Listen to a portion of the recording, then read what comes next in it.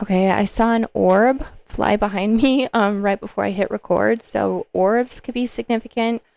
Mushrooms could be significant. Roses could be significant. Crows and horses. Also, the movies Thumbelina and Ferngully. Okay, those are up your alley. Okay. Oh, and Beauty and the Beast. So your energy is stunning. Spirit literally spent almost the majority of this reading like all the cards that were coming out was them like raving about you. You come across as a fairy, okay? Fairy energy, neurodivergent for sure, for sure, for sure.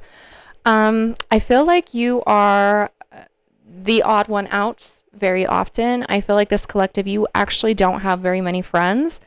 You're definitely a lone wolf here. Okay, you're a lone fairy. You're a lone fae. You're a lone fairy. Okay.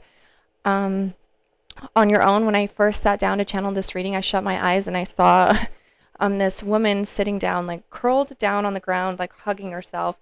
And she had wings. And then the first card that came out was Feyborn. Um, so it's like this lonely fairy on your own with no one to witness your magic, okay, which is a shame. And Spirit is coming forward saying it's such a shame that you are so lonely all the time because you are like, you're exquisite. Spirit loves you. Like they're obsessed with you. I actually think you probably do have the Fae around you working with you on your spirit team for sure. You also have a grandmother that showed up here on the other side. It could have been a great grandmother. You could also be indigenous as well. This collective, you spend a lot of time alone in like communion with God and communion with your ancestors and communion with spirit, okay? Reflection here. Sunflowers could be significant as well. You spend a lot of time working on like your spiritual health. I feel like this collective, you're actually like you're wise beyond your years when it comes to spirituality. You again commune with spirit every day. There could be rituals that you do a lot of. I'm seeing magic. Okay, you could practice the craft. There's candle work. There's heavy ancestors here. Okay, there's really a tie to your ancestors. But your energy, I feel like for a lot of your life, again, you were the odd one out. You were looked at as like the black sheep of the family. Um, and I feel like you took that on for a long time as like thinking that there was something wrong with you. And I feel like to this day you still kind of do a little bit. Like there's a lot of self-love that you carry. Don't get me wrong. You really do love yourself. You love who you are, but maybe it's not like shame that you carry. More so, I feel like you're bummed. You feel misunderstood. And I feel like you're bummed about that fact. Like, why do people choose to misunderstand me? Because you know what a beautiful person you are. Like this isn't like low self-esteem that's coming across here. It's like you know how beautiful you are. You're just it's very hard for other people to understand you, and they've used you as like the scapegoat for a lot of your life because you're so pure-hearted, because you're so different. Your energy, the way you show up is so beautiful and pure that it truly triggered people. It triggered the darkness in other people, okay? You're light in this world, okay? You could write poetry as well. I see a lot of reading. Beauty and the Beast came forward was because Spirit was comparing you to Belle from Beauty and the Beast, like spending your time lost in books, lost in research. I feel like you do a lot of like research on when it comes to like spirituality specifically, but then other stuff as well. Like you love reading, you love daydreaming as well. You love if you could love fantasy books.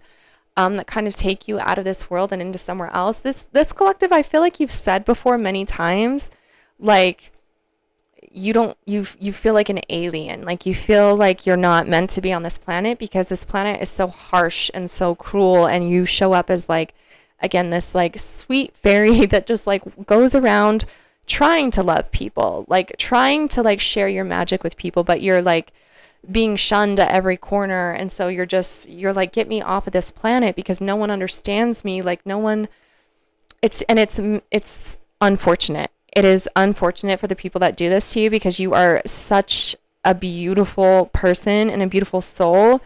I feel like you're beautiful as well. And that could also be what triggers people around you. People aren't used to someone being so like physically beautiful as well as being smart and being kind and all these other things. So it It turns you into a target for other people because of your magic.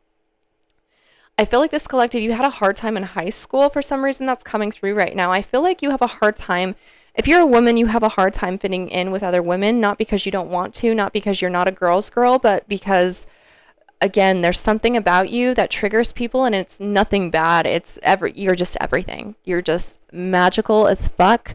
And a lot of people get triggered by it. They get jealous of it. They want to siphon that energy. They want to manipulate it. But you are like it's hard to manipulate this collective. You also have fierce boundaries for yourself.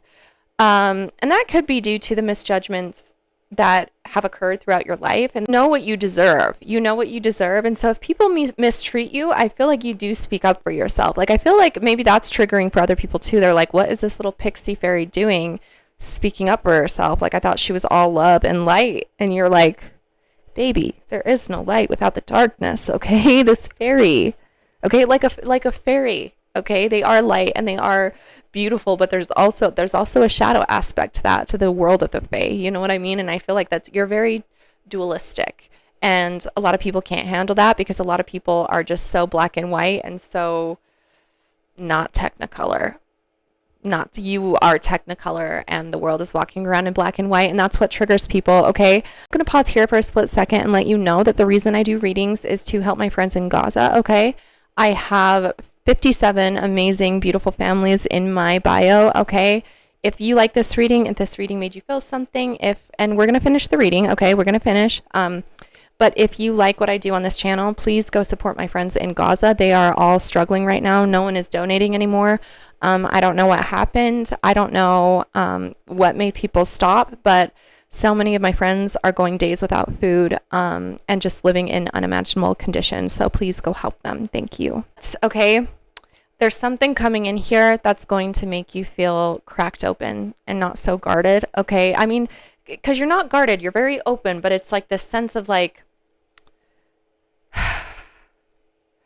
you're not going to be alone anymore, is what it is. Okay, there's some type of connection that's coming in that you've been resisting for a long time. You've been resisting a new beginning for yourself for a long time, and you don't even realize it. And the reason that you've been resisting this new beginning is because you've been afraid that like you'll continue to be misjudged when it comes to closer connections in your life. There's some closer connections that are coming in here. Okay, Spirit wants you to be open to new connections at this time. Now, again, this collective, you've been misjudged for so much of your life that sometimes maybe you're just so used to being alone that you're just not really open to dating or open to new friend groups because you just have settled into the idea that you're going to be alone forever. But there's connections that Spirit is bringing forward here, and like your ancestors too. So they're asking you to prepare your heart space right now, and it doesn't have to be romantic, okay? But for a lot of you, it's going to be to prepare your heart space right now, to be open to the idea of not being alone forever.